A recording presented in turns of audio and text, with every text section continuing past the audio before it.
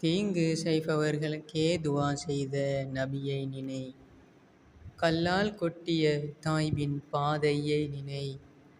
பழிவாங்க வேண்டிய வாய்ப்பு இருந்தும் அவர்கள் அறியாதவர்கள் அவர்களை நீ வழிநடாத்துவாய் என்ற மன்னிப்பு ஒளியை நினை. கண்களில் கண்ணீர் இருந்தாலும் இதயம் உடைந்தாலும் மன்னித்திடு. அல்லாஹ் உன் கண்ணீரின் மதிப்பை நன்கு அறிந்தவன். பொறாமை நெருப்பை கொளுத்தும், அதேபோல் கோபம் உறவு பாலங்களை எரிக்கும். எம்முடன் இருந்த உறவுகள் அல்லாஹுவை அடைந்த பிறகே நாம் ஏங்குகிறோம் அவர்களுடன் முகம் பார்த்து கதைத்த இறுதி தருணங்களை நினைத்து. அந்த தருணங்கள் தான் நாம் அவர்களுடன் உறவாடுகின்ற இறுதி நொடிகள் என்று அந்த நேரத்தில் நமக்கு தெரியாமல் போச்சே என்று மனம் வருந்தி அழுகின்றோம், கதறுகின்றோம்.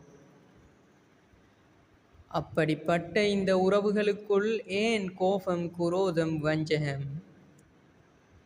எந்த உறவையும் பேணி உறவுகள் நழுவிய இடங்களில் கூட மீண்டும் அவற்றை மலரச் செய்கின்ற ஒரே திறப்பு மன்னிப்பு மட்டும்தான்.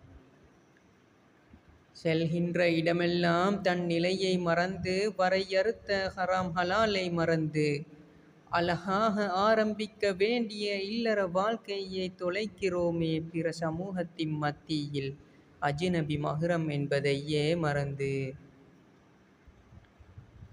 இஸ்லாத்தையே மறந்து செயல்படும் தன் அடியானை தண்டிக்காமல் தன்னிடம் திரும்புவான் என்று அல்லாஹ்வின் அந்த மன்னிப்பு குணத்தை ரஹ்மத் மழையாய் பெறுகின்றோமே தினமும்.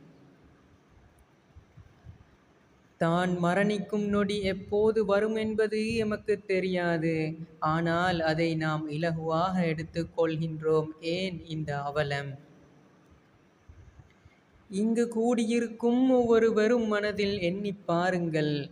இறுதியில் எம்மை போர்த்தி வைக்கப் போகும் கஃன் சீலை கூட தயாரிக்கப்பட்டு இந்த தருணத்தில் சந்தைக்கு வந்துவிட்டதோ தெரியாது என்பதை உணர்ந்து பாருங்கள். பாவங்களில் சகஜமாய் ஈடுபடும் போது இதை நினைத்துப் பாருங்கள். விலகிவிடுவீர்கள் நீங்கள் அந்த பாவங்களிலிருந்து. ஒவ்வொரு நொடியும் அல்லாஹ்வின் பக்கம் மன்னிப்பை நோக்கி கரங்களை ஏந்த மனது துடிதுடிக்கும். ஏன்? அந்த மன்னிப்பு என்ற ஒரே ஒரு வார்த்தையை மட்டும் நாடித்தான்.